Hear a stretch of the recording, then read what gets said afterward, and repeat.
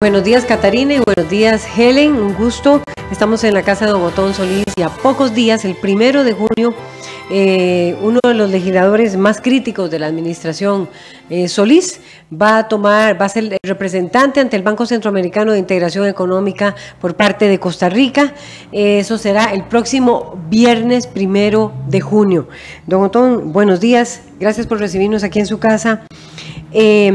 Al asumir, estamos a un poquito más de 7 días, 9 días de que usted asuma este rol, guardará silencio, ha dicho usted en otros medios de comunicación, en torno a críticas a la administración de don Carlos Alvarado. ¿Es así? ¿Se confirma? ¿Ese será su rol? Bueno, es que el silencio no es en relación con eso, es en relación con todo. Yo he hecho muchas propuestas. Ese título que usted dice, el máximo crítico, también fui el máximo proponente de proyectos de fondo de los últimos 4 años. Me duele tener que decirlo, pero muchas de las controversias alrededor de este servidor es por las propuestas que he hecho para resolver problemas. Pero yo solo 3 proyectos de Luis Guillermo Solís no aprobé, solo 3, que son el proyecto para incrementar el déficit fiscal dándole plata a las municipalidades, el proyecto para duplicar el presupuesto del PANI y la primera ley de presupuesto, donde se cometió un serio error, me parece a mí. Lo demás lo aprobé y presenté muchos proyectos de ley. Y aquí la gente quiere que el país siga, mucha gente siga como está, y esos proyectos, pues algunos de ellos son muy controversiales, algunos se aprobaron y después de mucha pelea. Pero el cargo mío no es un cargo en el ámbito nacional, es un cargo con un banco internacional. Entonces no es posible que yo esté metido en el debate público haciendo propuestas o haciendo críticas. Y el presidente me ha pedido que sea un asesor especial, como llama él, y bueno, ese es un enorme privilegio y una enorme oportunidad. Y las oportunidades y los privilegios tienen costos. El costo es que podré conversar con él de todos los temas, incluyendo los éticos, pero no cabe que él me dé ese acceso y también yo ande públicamente, aunque lo pudiese y no estuviese el impedimento del banco, que yo ande públicamente haciendo lo mismo. Es decir, creo que es una forma diferente de incidir. Yo he querido incidir en los destinos de este país, escribiendo, proponiendo, debatiendo, criticando, denunciando, y quiero seguir incidiendo. Y el presidente me da esa oportunidad y yo la voy a aprovechar, pero no es compatible con otra cosa. Y bueno, hay otras muchas gentes que pueden hacer ese trabajo, yo no soy el único. Sé que hay mucha gente inútil y que le tiene miedo a hablar en serio, pero bueno, que se pongan las pilas y hagan los análisis que hay que hacer, pero yo no soy imprescindible en ese mundo. Hay otra gente que lo puede hacer. Sí se necesita carácter y no tener rabo que la imagen, ¿verdad? Y tener claridad. Es decir, yo oigo gente que habla del despilfarro, pero tienen un montón de asesores legislativos. Es decir, uno comienza por lo propio, por demostrar que se puede en la función pública ser austero, porque los desperdicios son la suma de los desperdicios individuales de un montón de gente en el sector público, esos desperdicios que nos hartan. Las vagabunderías son la suma de vagabunderías de personas individuales, que obligan a que hay que contratar más personal porque no llegan tempranito a su trabajo y no hacen el trabajo con diligencia. Entonces, lo primero para poder hablar y denunciar es actuar concordante con lo que se denuncia. Y eso es lo que creo debilita a mucha gente, que verborrea, pero a la hora de la hora tienen poca credibilidad porque en sus actos diarios contradicen lo que verborrean. ¿Qué significa ser un asesor del presidente y en qué cree usted, Otón Solís, puede incidir? Bueno, yo en el área económica, el tema fiscal, el tema macroeconómico, el tema de la eficiencia del Estado, el tema agrícola, son temas que espero haber estudiado y siempre falta mucho por aprender, pero que creo comprendo un poquito la responsabilidad del sector público en esa materia. Y en el tema de la ética y la eficiencia, la transparencia, en esos temas creo que don Carlos me ha dicho expresamente, espera que conversemos, y él es una persona muy abierta, muy dispuesta a escuchar. Por lo general las conversaciones con él da un largo tiempo a la escucha. A veces, o sea, es como novedoso para mí, que no toma la palabra de una vez, sino que escuche. Eso es una gran ventaja. Y bueno, mi pasión es este país y eso es una forma diferente de incidir, pero no es compatible con estar en la palestra pública. Si hubiese escogido esa ruta, bueno, no tengo el privilegio de hablarle al oído a un presidente en los asuntos sustantivos de este país, y eso es una oportunidad gigantesca. Aparte de que el trabajo en el banco también, porque el banco tiene una cartera de crédito, el Banco Centroamericano, muy grande con Costa Rica, en áreas muy diversas, que van desde carreteras hasta el Teatro Nacional, mucho por el tema del agua y de acueductos. He estado visitando proyectos estos días y viendo en el terreno y comprendiendo un poquito la magnitud y el impacto de algunos de esos proyectos, y es increíble la importancia que tienen. Si sumamos la cartera de los otros dos bancos de desarrollo que operan en Costa Rica, el Banco Mundial y el BID, y con la del BESI, y ese es el 100%, el 60% de eso es una cartera del Banco Centroamericano de Integración Económica. Incide mucho más. Pero usted dijo, en el tema de reforma fiscal, ya hay un debate intenso. Usted todavía no ha asumido, y sí quisiera preguntarle, se ha hablado muchísimo de la necesidad de que la ministra... El cargo de asesor ya está asumido. Bueno, ¿verdad? ya está, sí. Pero el del Banco Centroamericano todavía no sería a partir de junio. Se ha hablado muchísimo de más bien el 30 y 31 estará rindiendo cuentas de alguna manera la ministra de Hacienda, Rocío Aguilar, sobre el tema de la reforma fiscal. Específicamente, ¿cuál es el monto en que impactará esta reforma? Si será el 1.4, si será el 2.4, si será el 1.9 del Producto Interno Bruto. La que está en la Asamblea, en mis cálculos, a pesar de las variaciones que se han hecho, es de 1.45% del PIB. El proyecto que está en la Asamblea, digamos cuando yo salí de la Asamblea, reduciría el déficit en 1.45% del PIB. Y la meta que deberíamos tener mínimo es del 3.1% del PIB, porque ese es el déficit primario. Entonces, no tiene que ser ya en este año, pero esa debe ser una meta clara y un punto de llegada sin vacilaciones. Bueno, ese fue cuando usted se fue. El punto es que los diputados, por ejemplo, Carlos Ricardo Benavides y también el jefe de fracción del Partido Restauración Nacional han insistido en que ese monto es cuando ustedes salieron, pero no el real, y también en la necesidad urgente de que se ahorre o que se tome en cuenta el gasto, que se vean las propuestas y las iniciativas sobre gasto. ¿Cómo ve usted estas afirmaciones que ha hecho la oposición en torno a la reforma fiscal? Sí, yo, digamos, no quiero entrar en lo que sería ya mi consejo, porque es precisamente lo que no debo hacer con toda la tentación. Nada más que a mí me parece que se podría tomar al pie de la letra las propuestas concretas para reducción de gasto que hiciera Liberación Nacional en la campaña, en el programa de gobierno. Yo tomaría todas las propuestas y las implementaría al pie de la letra, las propuestas concretas.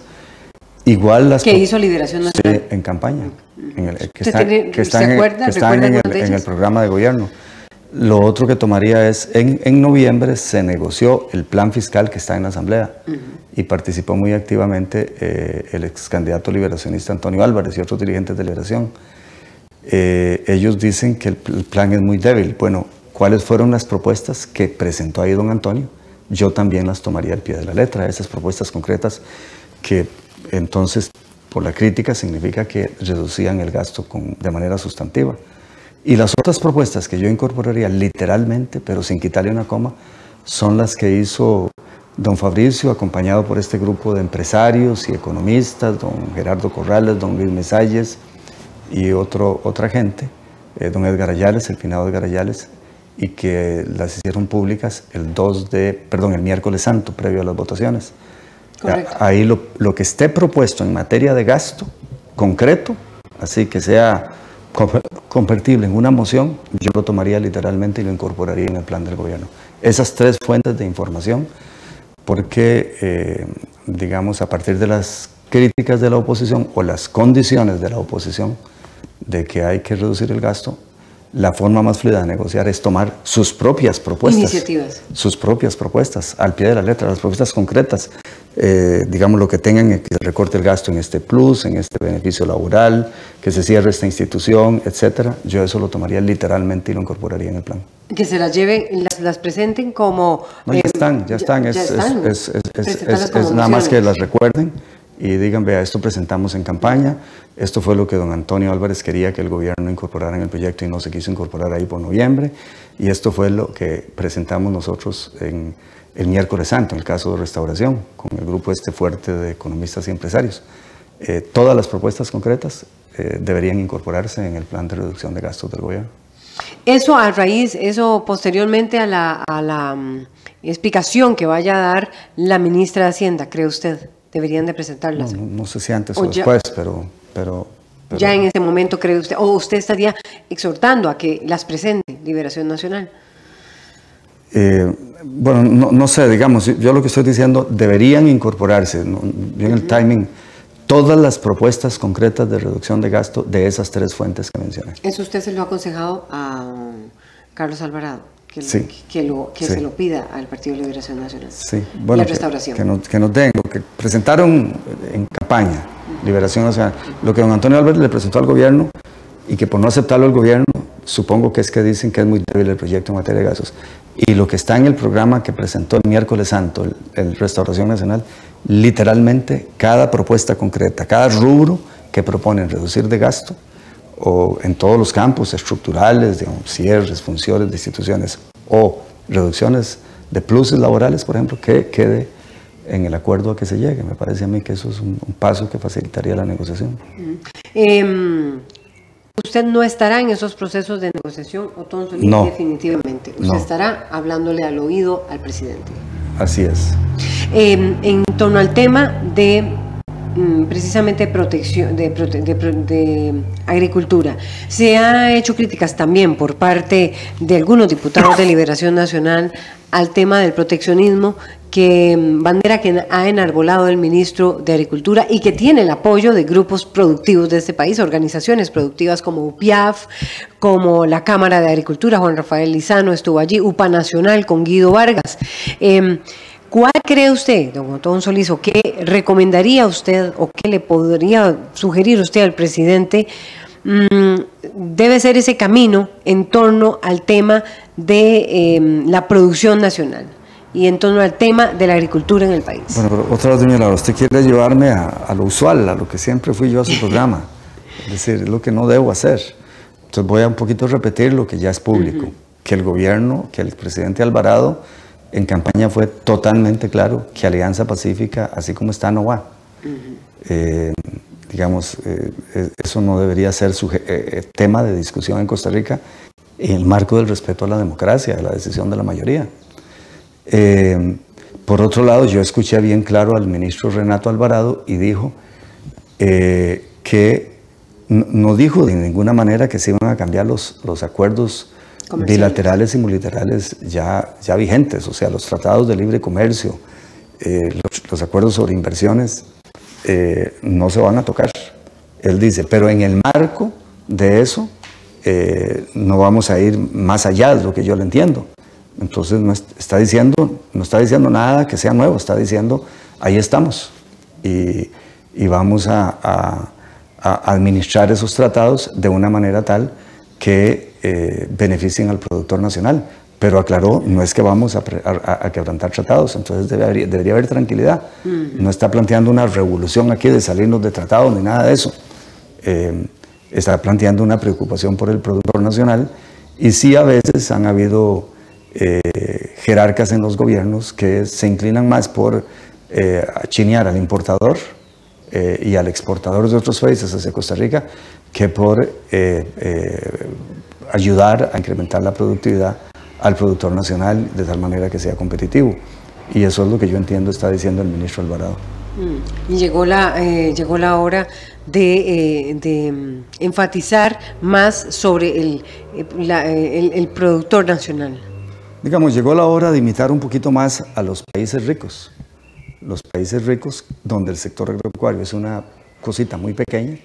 En Estados Unidos es el 1.75% del PIB y genera el 0.75% del empleo, o sea, menos de un 1% del empleo.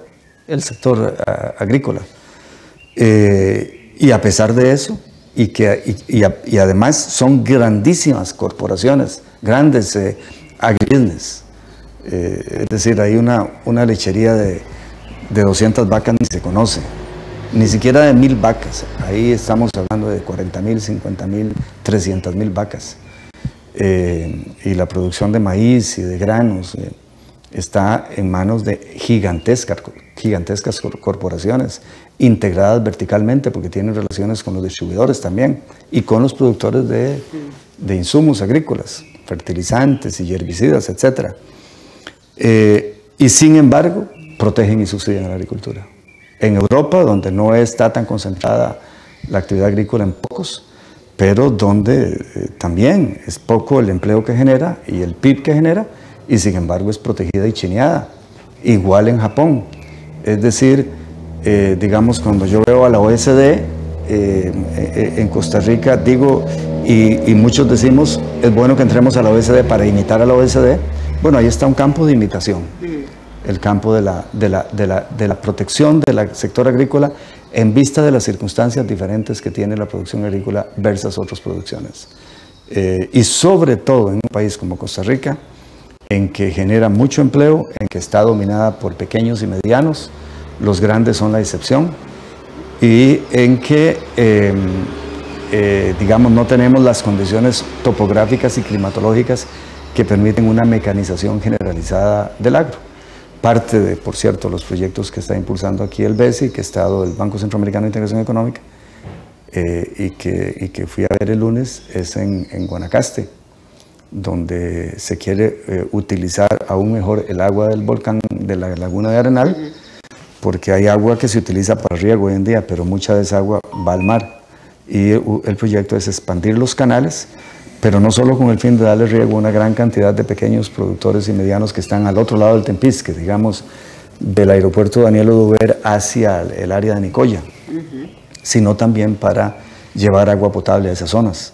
Este proyecto contempla agua potable para los próximos 50 años. Que ha sido una demanda permanente de los guanacasteros. Y para facilitar el desarrollo turístico que está limitando, está siendo limitado por el agua, y todo eso es empleo y distribución de la riqueza. La mejor forma de distribuir la riqueza es dando empleos bien pagados a la gente y de reducir la pobreza.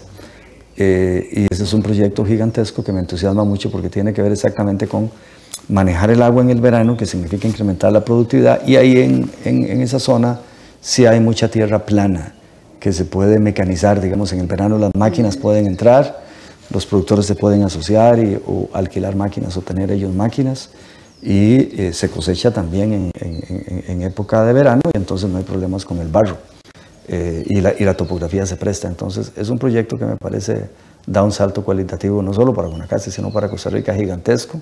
Es de $500 millones, 425 serían prestados por el banco, por eso lo estamos viendo el proyecto, y el 75 millones los pondría a las contrapartes costarricenses, que es básicamente el SENARA. Usted citó otro de los temas, también estará como asesor o como garante en el tema ético. Hace poco se aprobó la ley de probidad. ¿En qué dirección está recomendando usted al presidente Carlos Alvarado debe versar el tema ético en esta administración? Bueno, la Asamblea tiene la obligación, es la que tiene la obligación de dar el marco legal al marco constitucional que se ha creado, que lo que hace es permitir sancionar a los diputados por ser despedidos por faltas al deber de probidad. Bueno, solo para mencionar eso, pero el consejo del presidente es muy claro, es que el PAC cumpla las promesas éticas que hemos hecho, y el presidente creo que no necesita mucho empujón en eso, está muy comprometido, ha dado pasos importantes en materia de austeridad, de transparencia, de ética, y desde su pre-campaña se comprometió en un debate en Canal 6 a cumplir al pie de la letra, y lo veo muy comprometido con todo eso. Entonces, sobre eso será, digamos, ese será el marco, no es inventar nada, es el marco de referencia. ¿Hay propuestas que usted cree que se tienen que aprobar, que tienen que avanzar, que usted esté recomendando al presidente Carlos Alvarado? Bueno, no a nivel ejecutivo, eso a nivel de poder es administrar la legislación, pero sí en la Asamblea Legislativa, y bueno, el Poder Ejecutivo puede liderar ahí procesos. hay varias leyes. Hay que hacer esta ley para darle operatividad a la reforma constitucional en materia de probidad. Hay que, creo, aprobar una ley de cabildeo que hay ahí. Hay que aprobar... ¿Qué significaría aquí, aprobar la ley de cabildeo? Transparentar el cabildeo. Hoy en día no hay obligación de que nosotros, los políticos, digamos, cuando uno es diputado, o los ministros o los presidentes, de informar con quién se reunió y qué temas tocó, de guardar la evidencia, de que la agenda sea pública, de contar quién le pidió tal cosa, de obligar a que las peticiones se hagan por escrito, de reorientar a las personas pobres que recurren a los diputados y los incitan a veces a entrar en un clientelismo y en favoritismos peligrosos. Entonces lo que hace el proyecto de ley que presenté es que se transparente. Yo tenía toda mi agenda, era pública, todas las reuniones que yo hice fueron públicas y el tema que se trató.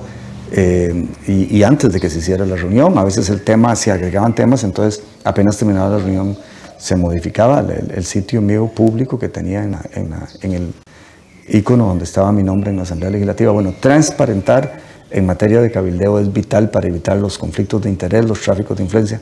Si esa obligación existiera, tendrían un pecado adicional los que anduvieron en helicópteros, almorzando y cenando con empresarios, ayudando en el tema del cemento.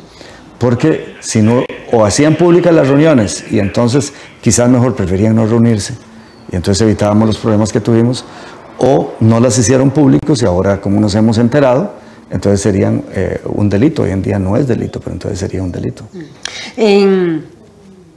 Usted decía, ese es uno de los proyectos. ¿Hay otra propuesta que usted le esté sugiriendo al presidente Carlos Alvarado? No, yo no he hablado de propuestas con el presidente, no he hablado más bien con los diputados, he hablado de darle camino a ciertas propuestas que hay, que son propuestas de reformas legales que permitirían... ¿Cabildeo? ¿Cuál otra más cree usted que bueno, la ley para lo de transparencia es una ley para lo de probidad, una ley que presentó Marcela Guerrero para normar muchas cosas de los diputados, otra ley que presenté yo. ¿Juntas directivas? Juntas directivas, esa ley también está ahí en la Asamblea Legislativa para mejorar la calidad de los directivos. Una ley que presenté para que todos los beneficios que reciben los diputados y las ayudas técnicas administrativas estén definidas por ley y no como hoy, que es por caprichos y acuerdos y presiones, porque eso es lo que ordena la Constitución, es darle vida a ese artículo constitucional.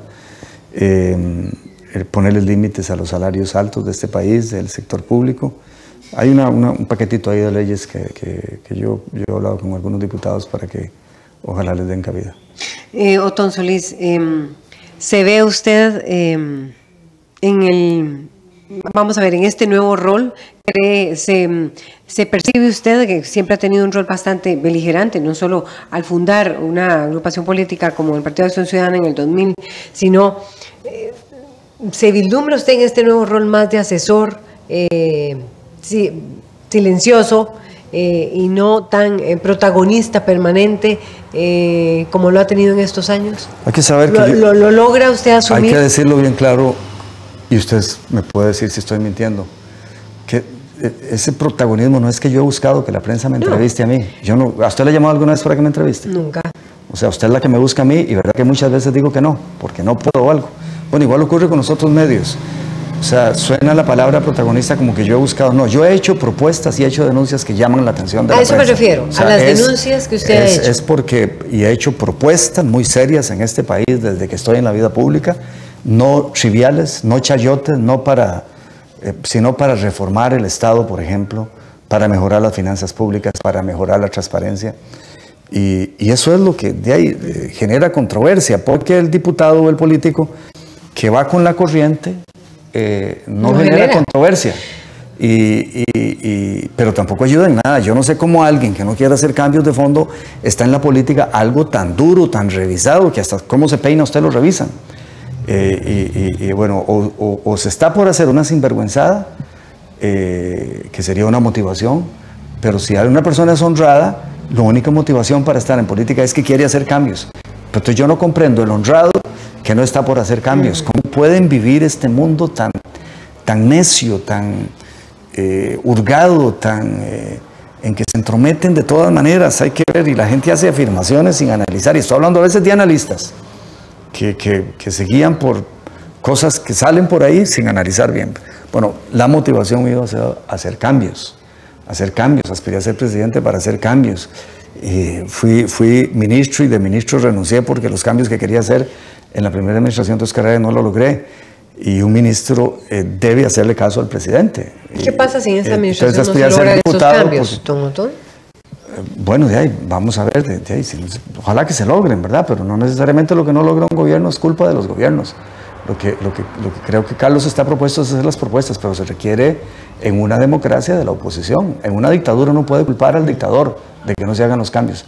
En una democracia están de por medio los otros partidos, los analistas, los medios de prensa, la forma en que profundizan y captan qué es lo que se quiere hacer.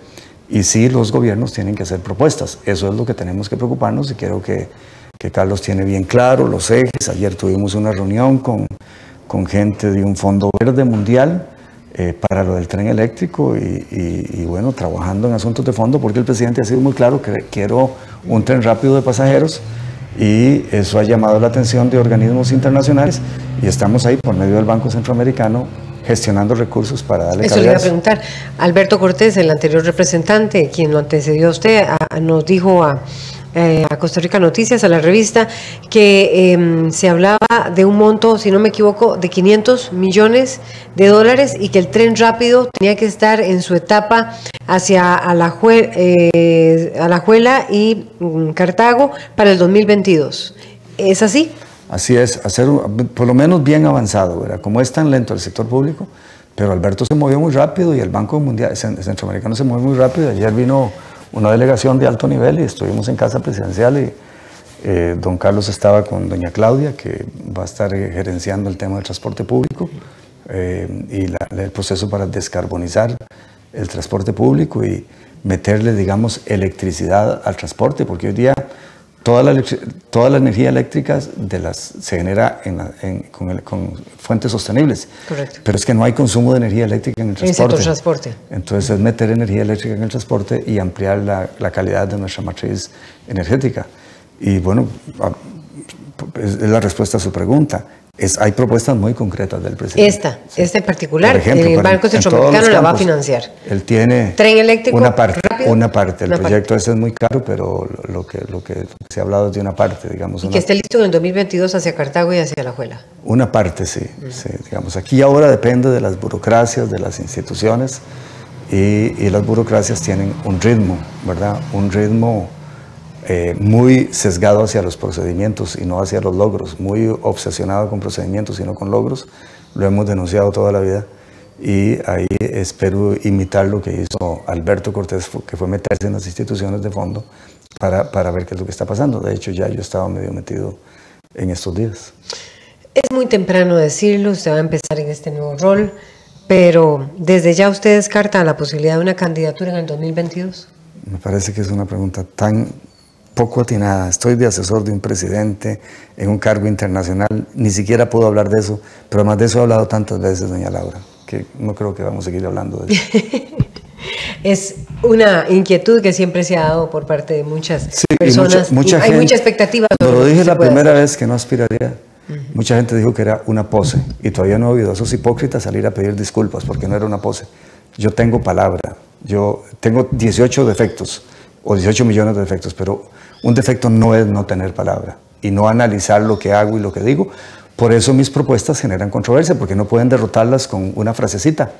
Y por eso hay gente que escoge no debatir conmigo, porque las propuestas que hago son fundadas y sustentadas y lo que propongo tiene lógica. Es decir, yo he tomado decisiones políticas, creo, atinadas.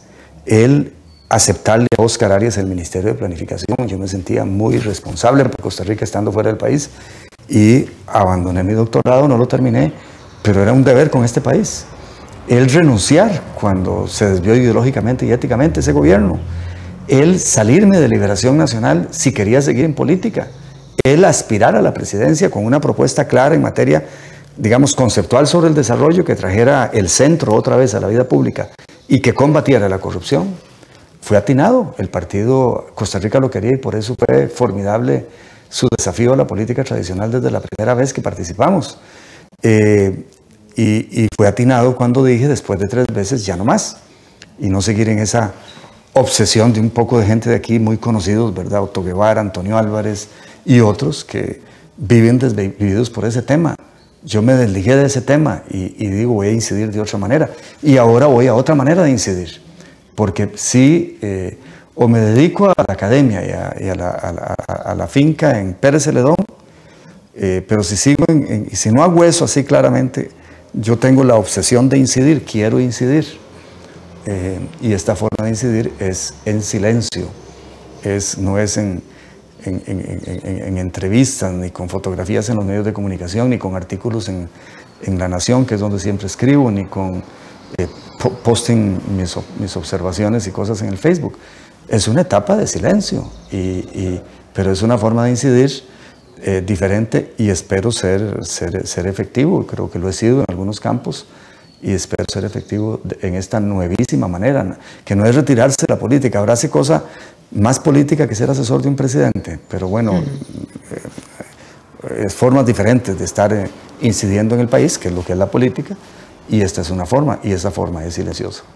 Muchas gracias, Otón Solís. A pocos días de que asuma la representación, 9 días prácticamente de que asuma la representación ante el Banco Centroamericano de Integración Económica, por compartir estas palabras con nosotros y sus observaciones también como asesor del presidente Carlos Alvarado. Regreso al estudio principal con ustedes.